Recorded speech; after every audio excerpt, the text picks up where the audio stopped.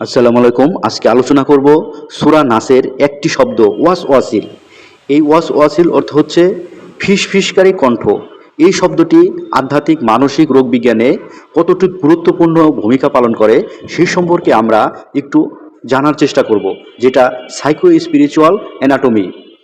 সূরা নাসকে আমরা আধুনিক ভাষায় মানসিক আধ্যাত্মিক রোগ বিজ্ঞান হিসাবে যদি ধরি, তাহলে তিনটি স্তর প্রথমে আমরা দেখতে পাবো। এক নম্বর হচ্ছে প্রবেশকারী ফিসফিসানি, যেটা ধারণা অথবা প্রলোভন, আকর্ষণ, সন্দেহ, লোভ। এগুলো প্রথমে এই আমাদের অন্তরের ভিতরে বাসা বাঁধে ছোটোখাটো কণ্ঠ হিসেবে, যে সন্দেহ, আকর্ষণ, লোভ এগুলো প্রথমে বাসা বাঁধে। এই আকর্ষণ, সন্দেহ, লোভ এই প্রবণতা যদি স্থায়ীভাবে দেহে গেড়ে বসে, যতবার ফিসফিসিয়ে ভরা কণ্ঠ আপনি মেনে নেবেন, ততবার তা অভ্যাসে পরিণত হবে এবং আপনার আচরণে আস্তে আস্তে প্রকাশ পাবে এবং এটি আস্তে আস্তে মানসিক ক্ষতির দিকে চলে যাবে।